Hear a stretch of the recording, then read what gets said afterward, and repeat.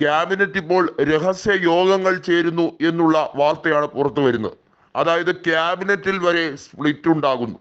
നരേന്ദ്രമോദിയെ പുകച്ച് പുറത്തിയടിക്കാൻ വേണ്ടിയുള്ള നീക്കവും ശക്തമായി കഴിഞ്ഞിരിക്കുന്നു എന്നാണ് വ്യക്തം. അതായത് സഖ്യകക്ഷികളായ ഐക്യ ജനതാദളും TDPയും ഈ കാര്യത്തിൽ ശക്തമായി തന്നെ മോദിക്ക് ബദലായി ഒരു തീരുമാനം എടുക്കാൻ ആലോചിക്കുകയാണ്. അതായത് നരേന്ദ്രമോദി ഒരിക്കലും അവർക്ക് ഫേവറബിൾ ആയി കാര്യങ്ങൾ തീരുമാനിക്കുന്നില്ല. ഐക്യ ജനതാദളിനും TDPക്കും പ്രധാനപ്പെട്ട വകുപ്പുകൾ ഒന്നും തന്നെ നൽകിയില്ല എന്ന് മാത്രമല്ല, അവർക്ക് വേണ്ട രീതിയിലുള്ള പരിഗണന നൽകാതെ അവരെ പരമാവധി തടയാൻ ശ്രമിക്കുന്നു. എന്നാൽ പ്രത്യേക ചില സാഹചര്യങ്ങളുടെ അടിസ്ഥാനത്തിലാണ് ഇപ്പോൾ നായിഡുവും അതുപോലെ തന്നെ നിതീഷ് കുമാറും BJPക്ക് പിന്തുണയുമായി മുന്നോട്ട് പോകുന്നത്. എന്നാൽ ക്യാബിനറ്റിന്റെ രഹസ്യ യോഗങ്ങൾ ചില സ്ഥലങ്ങളിൽ വെച്ച് നടത്തി പ്രധാനമായും ഔദ്യോഗിക പക്ഷത്തിനെതിരെ നീങ്ങാൻ വേണ്ടിയുള്ള ശ്രമമാണ്. അമിത്ഷായെയും നരേന്ദ്രമോദിയും ഒതുക്കേണ്ടത് ഈ സഖ്യകക്ഷികളുടെ കൂടി ആവശ്യമാണ് എന്നുള്ളത് കേന്ദ്രമന്ത്രിയായ നിതിൻ ജയറാം ഗഡ്കരിക്ക് നല്ലപോലെ അറിയാം. നരേന്ദ്രമോദി കേന്ദ്രത്തിൽ നിന്നും മാറിയാൽ ഇപ്പോഴത്തെ രീതിയിലുള്ള സമ്മർദ്ദങ്ങൾ ഏറെ കുറയും എന്നാണ് BJP നേതൃത്വത്തിനുള്ളിൽ തന്നെയുള്ള സംസാരം. അതിന് കാരണമാകുന്നത് മോദിയെ ഇനിയും വെച്ച് കാഴിക്കേണ്ട കാര്യമില്ല എന്നുള്ള രീതിയിലാണ് ചർച്ചകൾ പുരോഗമിക്കുന്നത്.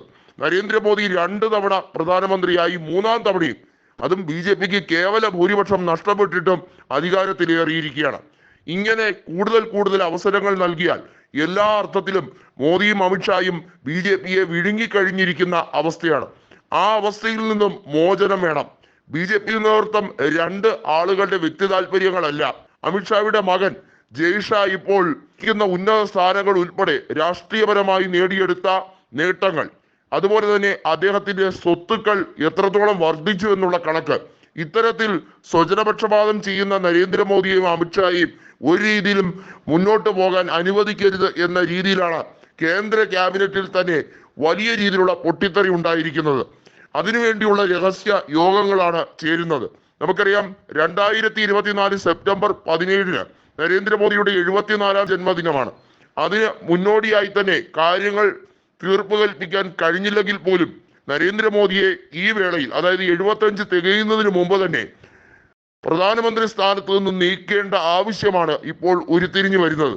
അങ്ങനെ വന്നാൽ വളരെ വൈകാതെ തന്നെ അദ്ദേഹത്തിന് അധികാരത്തിൽ നിന്നും ഇറങ്ങേണ്ടി വരും. ഒപ്പം തന്നെ അമിത്ഷായ്ക്ക് മുഖ്യസ്ഥാനം കൊടുക്കാതിരിക്കാനുള്ള നീക്കവും ഗഡ്കരിയും അതുപോലെ തന്നെ നിരവധിയായ BJP നേതാക്കളും എടുക്കുന്നുണ്ട്. രാജ്നാഥ് സിംഗ് ഈ കാര്യത്തിൽ ഇപ്പോൾ മൗനത്തിലാണെങ്കിൽ പോലും രാജ്നാഥ് സിംഗിനും കൃത്യമായി അറിയാം നരേന്ദ്രമോദിക്ക് കൂടുതൽ ഹൈപ്പ് കൊടുക്കേണ്ട കാര്യം ഇനിയില്ല. മോദി യുഗം അവസാനിച്ചു കഴിഞ്ഞിരിക്കുന്നു.